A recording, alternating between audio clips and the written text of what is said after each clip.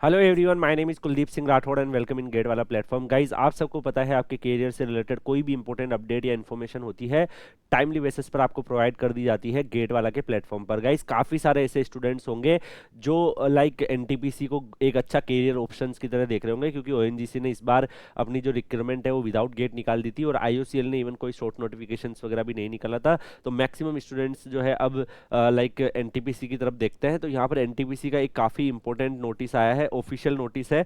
यहाँ पे अगर आप देखोगे कि जो भी स्टूडेंट्स लाइक एप्लीकेशन इनवाइट कर रहे हैं ये लोग executive training mechanical and civil for NTPC nuclear programme training. तो गाइज यहाँ पर मैं आपको एक चीज़ बताना चाहूँगा कि एनटीपीसी जो है वो अब एक्सपेंड कर रहा है और अब ये एनटीपीसी जनरली एनर्जी प्रोडक्शंस को देखता था। तो पहले एनटीपीसी के जितने भी पावर प्लांट थे वो मेजरली कोयल पे डिपेंडेंट थे, बट जस्ट बिकॉज आप सबको पता है कि गवर्नमेंट ऑफ इंडिया के सस्टेनेबल एनर्जी के कुछ टारगेट्स है और हमने वर्ल्ड को कमिट भी किया है कि 2070 तक हम कार्बन न्यूट्रल बनेंगे। दैट्स वाई हर कोई पीएसयू जो है वो इस जोन में काम कर रहा है। जैसे आईओसीएल वगैरह इथेनॉल ब्लेंडिंग वगैरह पे काम कर रहे हैं, ओएनजीसी उस पे काम कर रहा है। तो अलग अलग मीडियम जो है इस तरीके से आपका गेल जो है बायोगैस पे काम कर रहा है। तो हर एक की जो पीएसयू है उसकी सब्सिडरी है। एनटीपीसी जो है वो ट्रेडिशनली कोयल पे डिपेंडेंट पावर प्लांट होते थे, बट यहाँ पर ये न्यूक्लियर पावर सेक्टर में भी जो है reliable clean and sustainable source of electricity के लिए अब ये वर्क करने के लिए डोमेन इनका बन रहा है। एंड यहाँ पर अगर आप देखोगे guys, to support this ambitious growth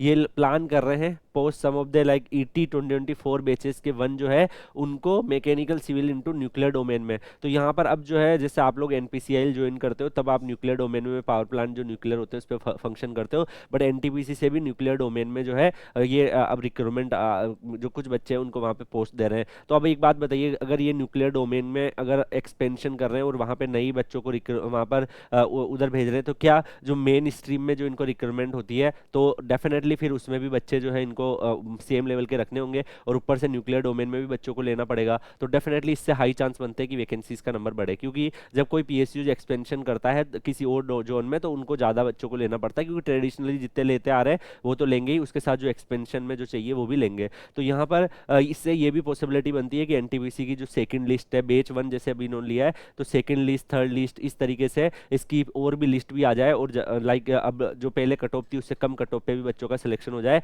और इसके अलावा इन्होंने गूगल फॉर्म भी शेयर किया है जो जो बच्चे लिस्ट वन में थे कि आप अगर इसको ज्वाइन करना चाहते हो तो इस गूगल फॉर्म को फिल कर दो। और इसमें जो इसका ट्रेनिंग का प्रोग्राम का रहेगा वो सितंबर 2025 से स्टार्ट होगा, ड्यूरेशन 1 ईयर रहेगा। 20 अगस्त 2025 से लास्ट डेट इसकी रखी गई है। और बाकी इन्होंने डीजीएम के नंबर वगैरह भी दे रखे हैं और यहाँ पर कोई भी आपको इशू होता है आप इनसे कनेक्ट भी कर सकते हैं। तो गाइस डेफिनेटली एक गुड न्यूज़ है इंजीनियर्स के लिए जो स्टूडेंट गेट एस्पिरेंट है कि एनटीपीसी न्यूक्लियर डोमेन में भी अब वर्क कर रहा है और जब न्यूक्लियर डोमेन में वर्क करेगा तो उसमें भी उनको रिक्वायरमेंट जो है करनी पड़ेगी। अगर मेन स्ट्रीम में मान लो 100 बच्चे चाहिए और न्यूक्लियर डोमेन में 20 बच्चे चाहिए, तो 100 बच्चों में से अगर यहाँ पे ये 20 बच्चों को न्यूक्लियर डोमेन में शिफ्ट कर रहे हैं तो अगेन 20 बच्चों को रिक्रूटमेंट करना पड़ेगा। तो उसका चांस अपकमिंग लिस्ट में भी बनेगा। और एक ये पॉजिटिव न्यूज़ है गेट एस्पिरेंट के, अपकमिंग ईयर्स में इस तरीके की आपको वैकेंसीज मल्टीप्लिकेशन होते दिखेंगे, क्योंकि हर एक पीएसयू को टारगेट दिया हुआ है कि आप लोगों को लाइक सस्टेनेबल एनर्जी की तरफ जाना है। गाइस, क्या आपको ये अपडेट पसंद आया? इस अपडेट में आप सबको मैं बताना चाहूँगा केवल पढ़ने से नहीं, और भी आपको जो है पीएसयूज में क्या चल रहा है उससे भी अवेयर रहना इंपॉर्टेंट है। आपके करियर से रिलेटेड चीज़ें हैं,